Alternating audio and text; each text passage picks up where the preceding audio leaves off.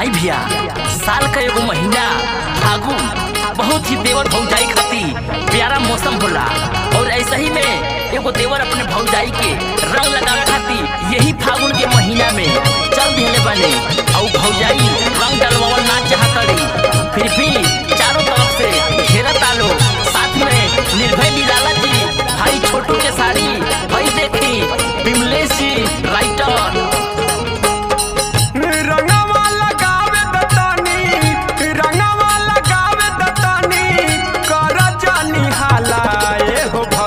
सुनो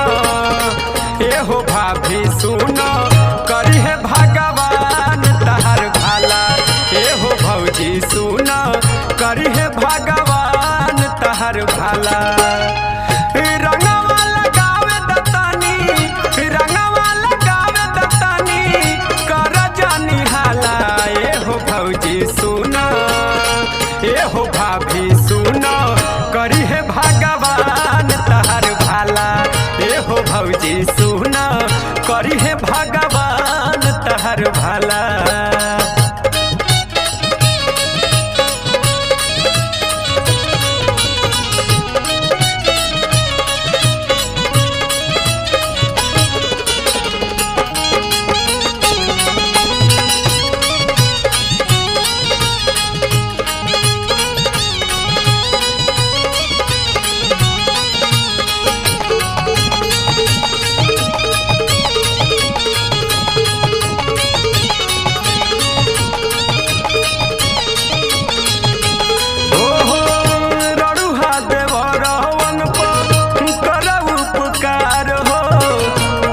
रही भौजी हरदम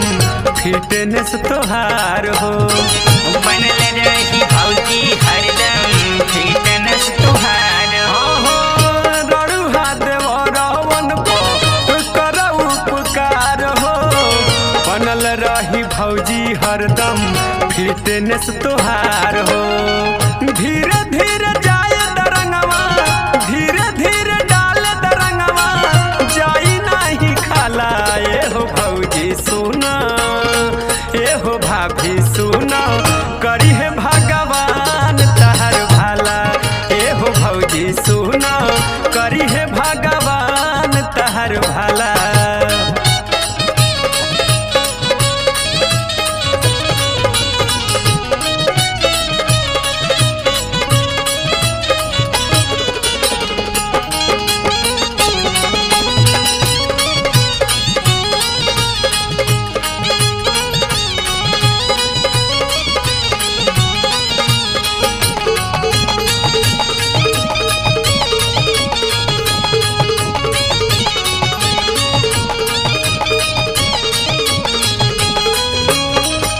अपना भौजी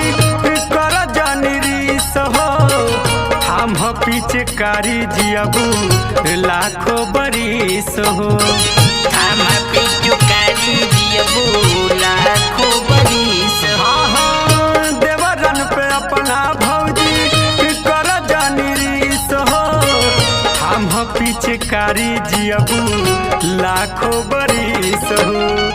सूखा सूखी डाल दरंगवा सूखा सूखी डाल दरंगवा लागी नहीं पाला ए हो भौजी सुना ए हो भाभी सुना करी है भगवान तहर भाला ए हो भौजी सुना करी है भगवान तहर भाला।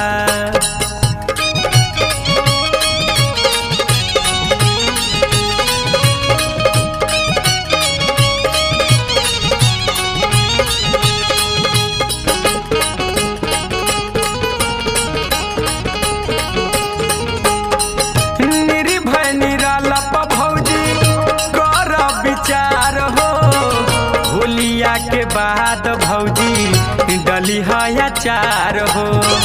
होलिया के बाद भौजी डली है चार हो निर्भय निराला पर भौजी कर विचार हो होलिया के बाद भौजी डली है चार हो विमल से देवारावा से